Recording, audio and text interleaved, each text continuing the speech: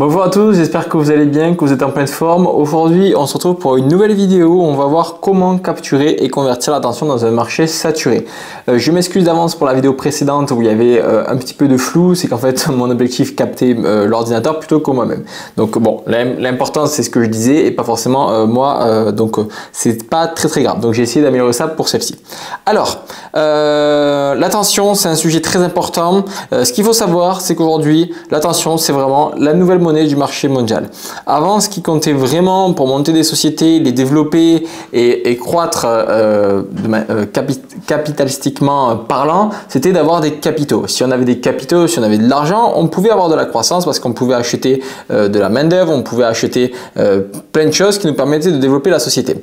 Et sauf que le problème d'aujourd'hui, c'est que étant donné que les personnes sont essentiellement sur leur ordinateur, sur leur tablette, sur leur écran, et cela ne va pas en s'arrangeant, eh ben maintenant ce qui compte le plus, c'est est-ce qu'on arrive à attirer l'attention de toutes ces personnes qui sont sur ces écrans. Et ça, vraiment, c'est capital, c'est vraiment un grand changement de paradigme, je dirais, depuis le Covid à peu près. Alors ça a commencé à arriver avant le Covid, mais ça s'est vraiment accentué et accéléré depuis le Covid. Et donc c'est ce qui fait qu'aujourd'hui en fait votre expertise technique elle ne suffit plus à vous démarquer, car vraiment il y a une vraie saturation informationnelle. Sachez une chose, c'est qu'il y a 11 millions de contenus qui sont créés par seconde dans le monde. Donc imaginez comment vos futurs clients sont catapultés, sont martyrisés tous les jours avec tous les contenus qui sont créés.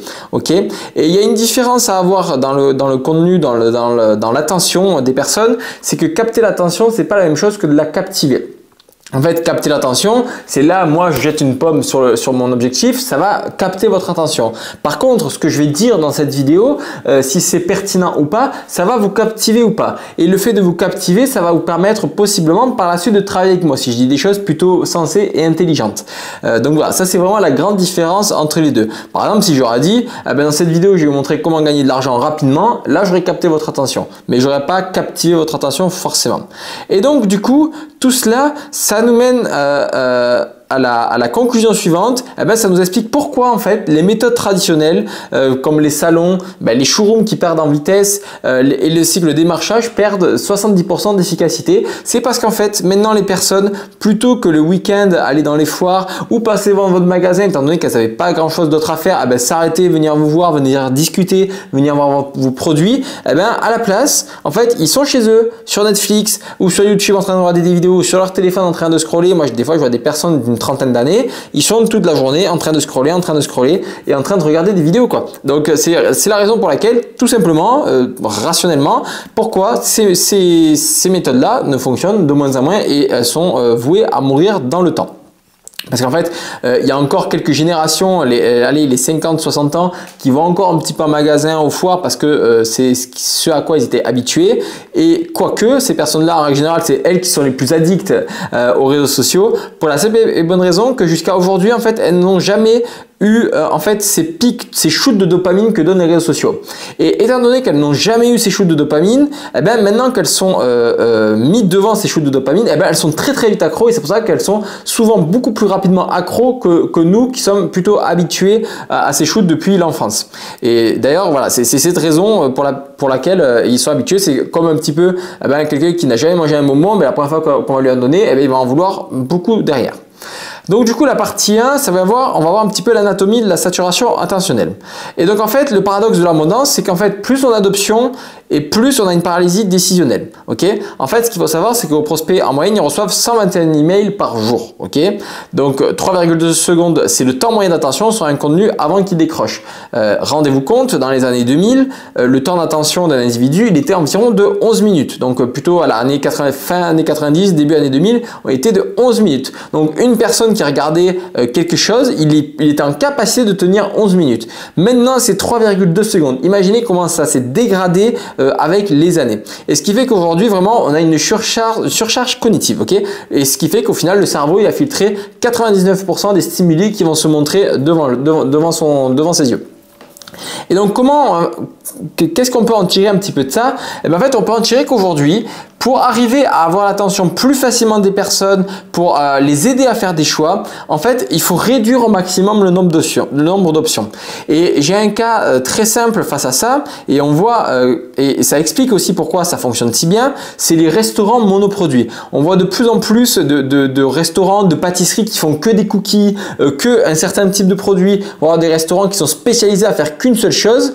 Et en fait, ces restaurants, ils marchent super bien parce que du coup, ça réduit le champ d'options des personnes. Et du coup, ça leur libère de l'espace mental et ça leur libère aussi une espèce de pression à se dire, ok, je vais là parce que je sais que je vais manger que ça et je vais pas avoir d'autre choix que de manger ça. Tandis que quand on va dans des restaurants traditionnels où des fois il y a plein de choses sur la carte et en fait, on est tellement habitué à faire des choix toute notre journée sur les réseaux, à filtrer des choses comme ça, que notre cerveau maintenant, il aime quand il n'y a pas beaucoup de choix. Et c'est pour ça que je pense que maintenant, il est beaucoup plus bénéfique pour son entreprise à avoir beaucoup moins de choix et avoir qu'une seule chose plutôt qu'en avoir 10 000 et que le prospect, au final, ils savent pas quoi faire comme choix. D'ailleurs, c'est pour ça que moi, dans ma boîte de conseil, il n'y a qu'une seule offre. Comme ça, à la fin des appels, en fait, il n'y a pas de choix à dire peut-être que celle-ci, elle est mieux, peut-être que celle-ci est mieux. Non, il y a celle-ci. Celle-ci, je sais qu'elle répond à tous vos besoins et avec celle-ci, je sais que vous allez atteindre vos objectifs. Plutôt que faire une offre moins chère en disant ah oui, mais comme ça, moi, je touche plus de personnes. Non, je fais qu'une seule offre chère qui rapporte de la marge et qui va donc me permettre de réinvestir dans la société et donc de proposer toujours des meilleurs services et de faciliter la prise de décision de mes prospects. Donc du coup, ce qu'il faut savoir également sur l'économie de l'attention, c'est que l'attention c'est une ressource limitée, ok? Elle n'est pas renouvelable. On a tous 24 heures dans notre journée et ces 24 heures, quoi qu'il arrive, ils vont s'écouler, ok? Et on ne pourra pas faire des retours en arrière ou des choses comme ça. Donc maintenant, la question c'est comment faire en sorte de se retrouver dans ces 24 heures devant les yeux de nos prospects. Et ça, vraiment, c'est hyper important. Et ce qu'il faut savoir également et en prendre en considération, c'est que vraiment, on est dans une compétition complètement asymétrique. Il faut savoir que votre entreprise, elle se bat au quotidien face à Netflix, face à TF1, face aux réseaux sociaux, face à Instagram, face à YouTube, face à TikTok et face à toutes les urgences qu'on a durant notre journée. Un pneu qui crève, le vase qui vient de tomber par terre, le chat qui vient de faire pipi dans le salon. Voilà. Et en fait, on est en compétition face à tout ça pour mettre en avant nos services et nos produits face à ces personnes-là. Ok? Et donc en fait, aujourd'hui, on est plus dans une époque où on réfléchit combien nous coûte l'attention d'une personne plutôt que vraiment calculer combien nous coûte une demande de devis, combien nous coûte un client. Ok?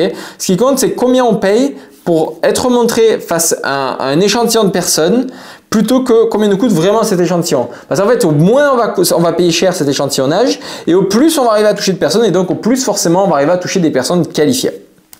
Et donc, du coup, on va arriver à 3 niveaux de capture attentionnelle.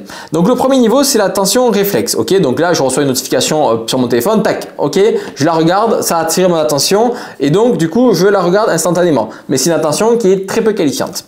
Le deuxième niveau, c'est l'attention focalisée. Donc là, admettons, je sais que si j'ouvre mon Instagram et que j'ai envie de me vider la tête et de voir des choses un peu rigolotes, je vais l'ouvrir, je sais qu'instantanément, je vais tomber sur des vidéos de chat, un truc comme ça, qui vont capter mon attention immédiatement. Et le troisième niveau, c'est l'attention soutenue, où là vraiment les personnes sont plongées dans ce qu'ils regardent. Comme vous, dans cette vidéo, j'ai une attention soutenue de votre part. Parce que je dis pas des choses forcément qui font rire ou alors qui vont vraiment qui vont vraiment changer quelque chose d'énorme dans votre vie. Ça peut changer des choses, bien évidemment, mais ça va pas, vous n'allez pas vivre éternellement avec ce que vous regardez, ok? Et donc là, moi, j'ai une attention soutenue de votre part. Donc, on est au troisième niveau. Et donc, du coup, l'erreur que font en règle générale les entreprises, c'est qu'elles pensent que être vu, c'est être remarqué, et donc être remarqué, c'est être retenu, et être retenu, c'est être choisi. Non, c'est important de prendre en considération la pollution attentionnelle. Et en fait, des fois, plus de contenu, ça peut vraiment nous nuire.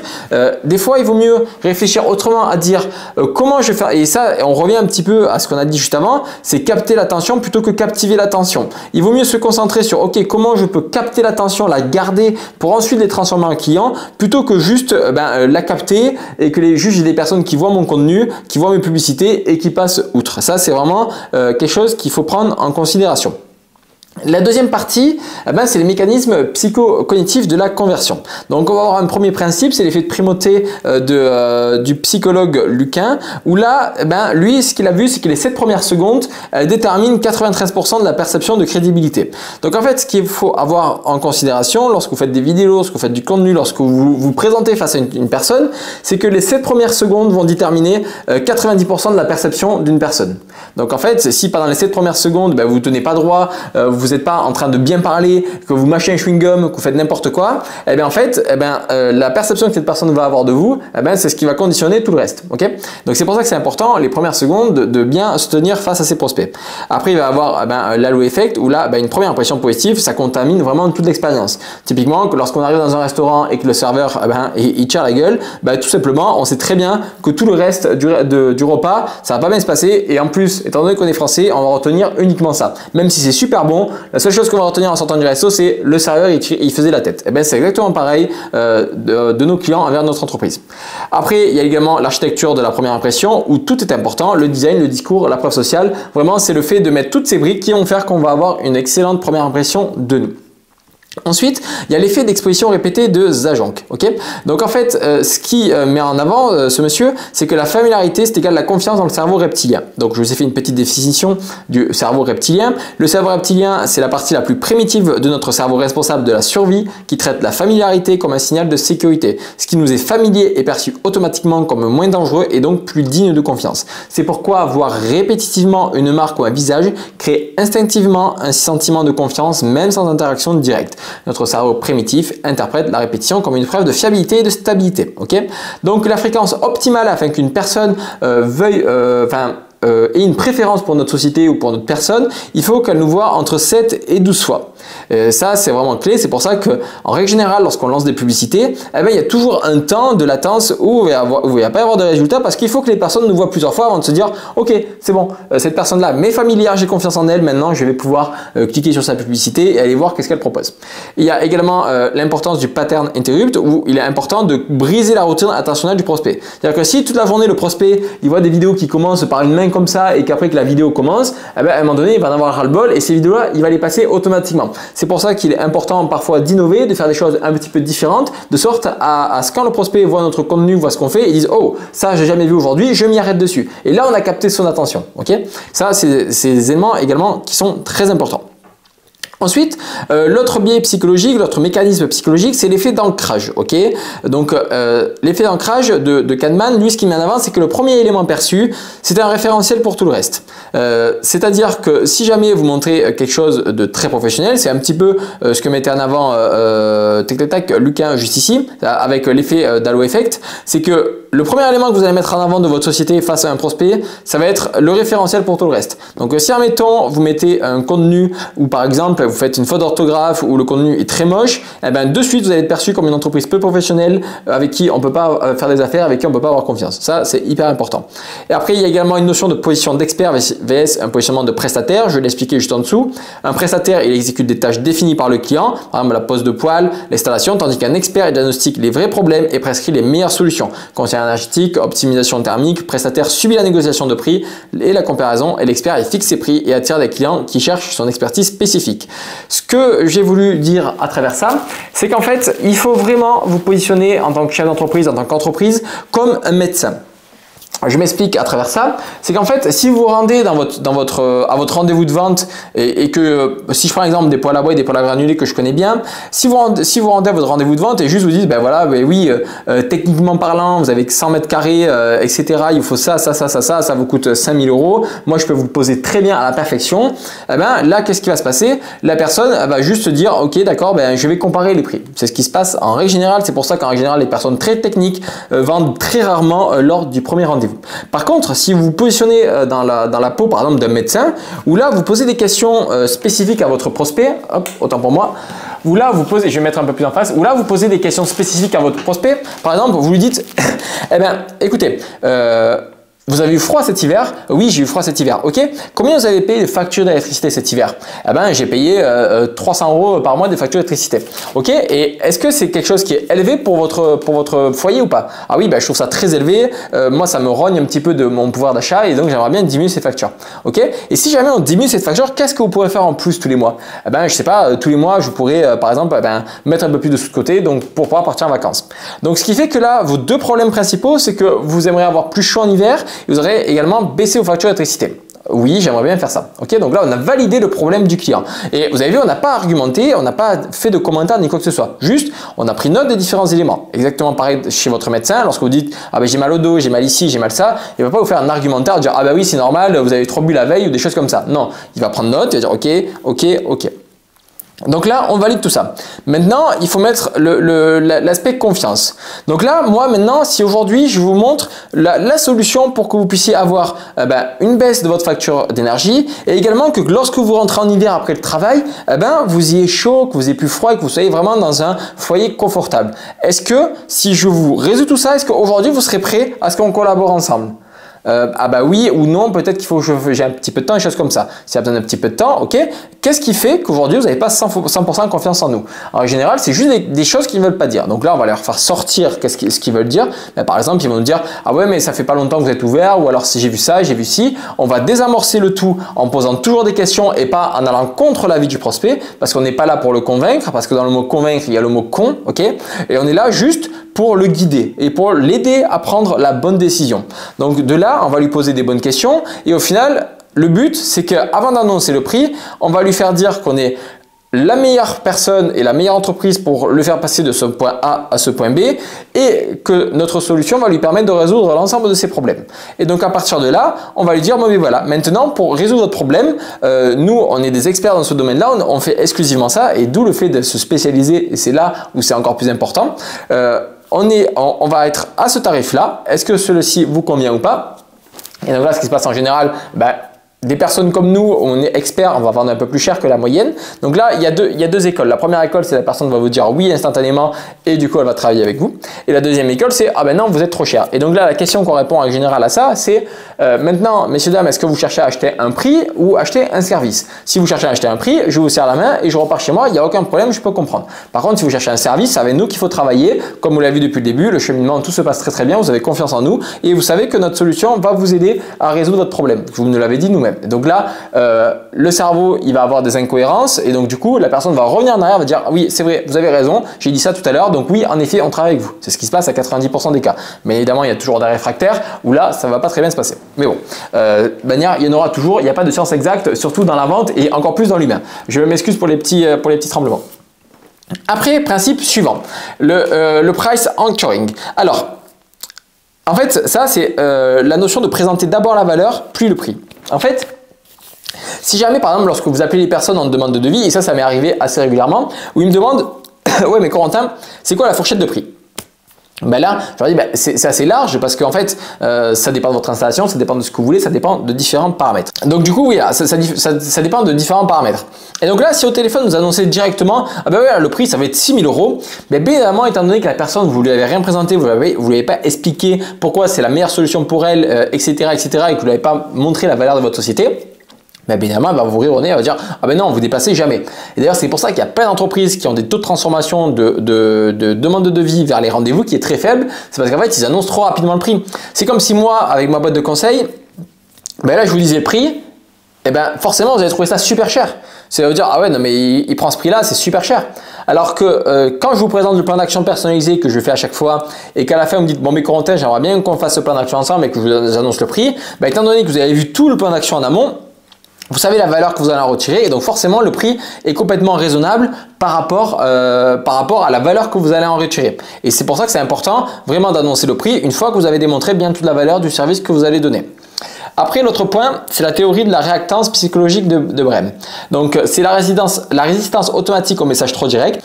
C'est la résistance automatique au message trop direct. Donc, si vous dites par exemple, si vous êtes trop bourrin à dire achetez ça parce qu'il y a moins de 30% et il faut le faire maintenant, les gens, bien évidemment, c'est trop fermé et ils ne vont pas vouloir le faire. Après, l'art de la persuasion invisible, c'est l'influence sans friction. Donc, la persuasion invisible consiste à guider les prospects vers votre solution en leur faisant croire qu'ils découvrent eux-mêmes les bénéfices plutôt que de les vendre directement. Au lieu de dire notre poêle est le meilleur, vous posez des questions qui les amènent à réaliser que votre solution résout parfaitement leurs problèmes. Ils se convainquent eux-mêmes sans ressentir de pression commerciale. C'est exactement l'exemple que je vous ai donné juste avant avec le petit jeu de rôle. Après, la troisième partie, c'est l'architecture de l'autorité digitale. Donc là, ça va se faire en 4 points. Premier point, c'est la construction systémique de la crédibilité cognitive. Donc, premier point, autorité stacking, on va accumuler des signaux de compétences. On va par exemple mettre en avant des avis clients, on va montrer des avant-après, on va montrer également des problèmes qu'on a eu dans la délivrabilité de notre service afin de montrer de la transparence. Okay, donc, par exemple, vous avez fait une mauvaise installation où il y a de l'eau qui est rentrée. Je prends l'exemple des poêles à bois et des poêles à granulés parce que c'est ce que je connais le mieux. Vous avez une mauvaise installation, ben vous montrez tout de A à Z. Je reprends. Et donc là, vous montrez tout de A à Z parce que ça va permettre de montrer au client que vous savez gérer ce type de situation. Et donc, ça va montrer des signaux positifs de compétences. Après, c'est la social proof cascade. Donc, vous allez montrer des témoignages, des études de cas. Et donc là, de suite, automatiquement, ça va permettre d'augmenter la confiance considérablement envers votre entreprise. Et après, ben le troisième pilier, c'est de devenir vraiment la référence incontournable de votre secteur. En fait, quand vous aurez accumulé les deux premiers points, automatiquement, eh ben, vous allez devenir vraiment une vraie référence. Et quand, par exemple, les personnes y penseront poil, ils penseront à vous automatiquement. Et donc là, Cialdini, il a fait un truc très bien, c'est qu'il a mis en place les 4 piliers de l'autorité. Le premier pilier, c'est l'expertise démontrable, où là, vous allez montrer du contenu qui résout des problèmes complexes. Après, c'est la cohérence temporelle, avec la vision long terme et un track record derrière avec beaucoup d'installations. Une rareté perçue, avec un positionnement unique et difficilement imitable. Et le quatrième point, c'est la réciprocité intelligente. Vous allez donner de la valeur avant de demander. Vous allez montrer comment faire des installations, comment faire ci, comment faire ça, et les personnes vont donc se sentir redevables envers votre entreprise. L'autre pilier sont les mécanismes de différenciation dans un marché commodité.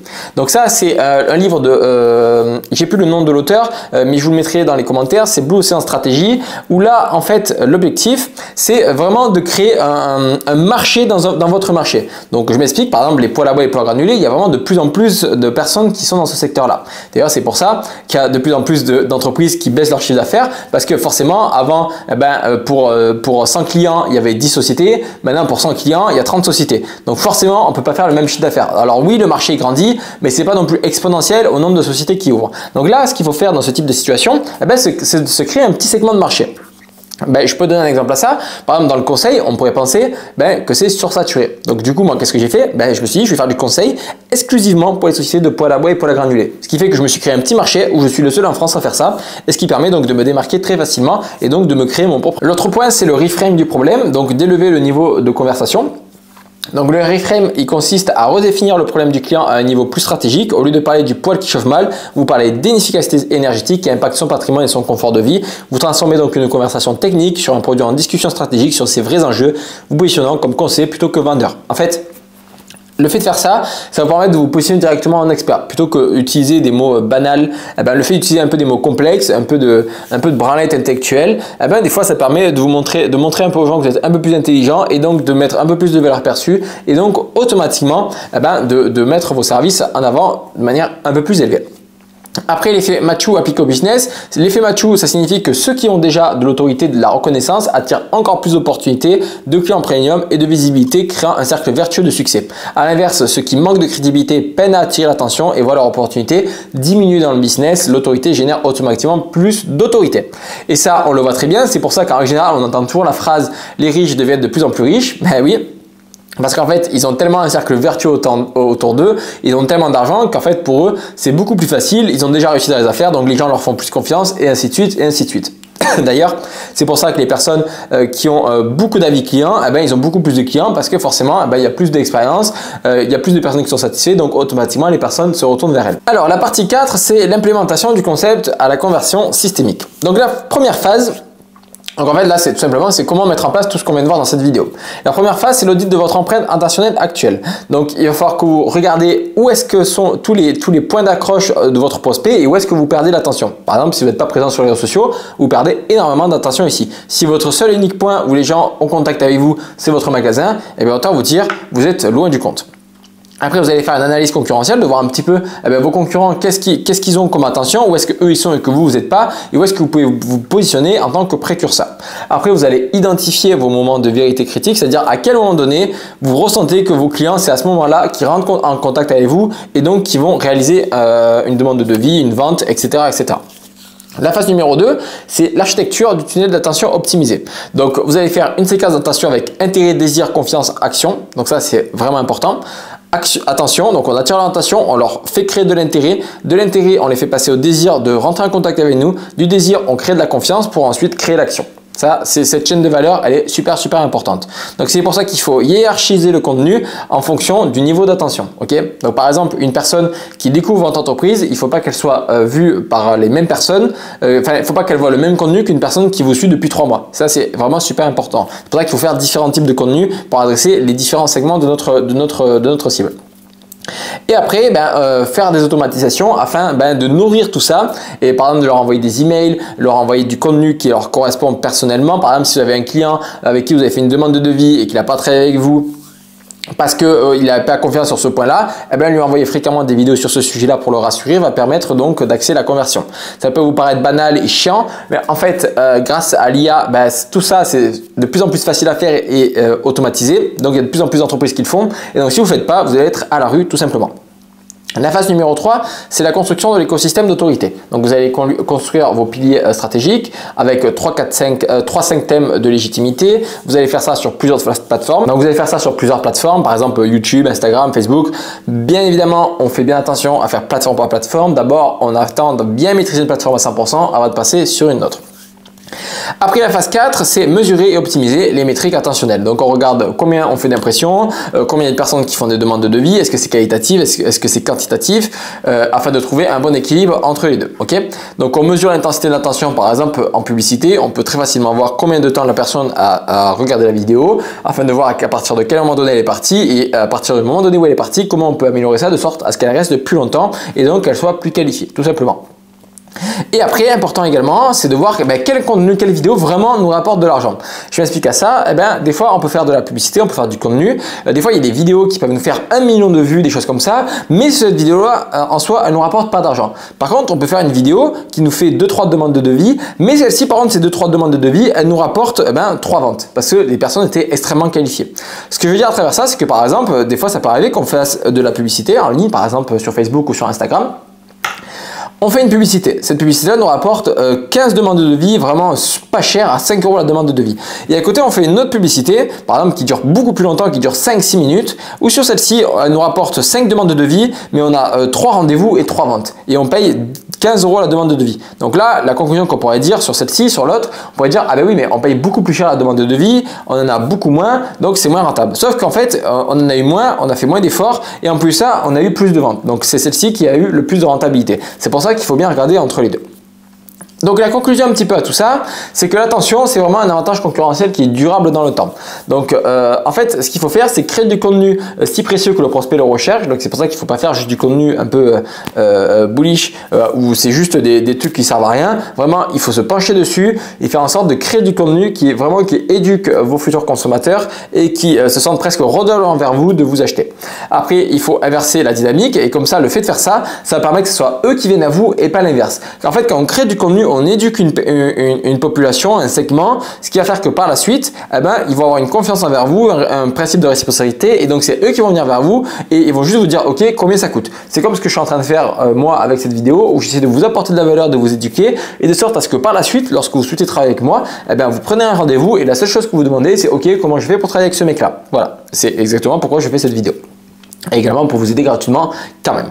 Après, le but en fait, c'est de construire un monopole attentionnel sectoriel. Ok, donc il faut devenir vraiment la référence incontournable de votre niche et capturer 80% de l'attention qualifiée de votre marché. En fait, ce qu'il faut savoir, et c'est de plus en plus maintenant avec les gens qui se plongent dans ce secteur de l'attention, c'est que quoi qu'il arrive, à un moment donné, il y en a un qui va être très gros et qui va capturer toute l'attention de tout le monde. Et ce qui va permettre donc d'avoir un monopole. Et des monopoles, il y en a plein. Et c'est pour ça que de plus en plus, on voit des sous-niches qui se créent. Je ne serais pas du tout étonné que dans les années à venir, il y ait tellement d'acteurs dans le poil, qu'à des moments donnés, on soit obligé de se spécialiser que dans le poil à granulés, que dans le poil à bois ou que dans le poil à bois suspendu, des choses comme ça, pour se créer des sous-segments de marché et donc arriver à retrouver de la rentabilité et de la marge.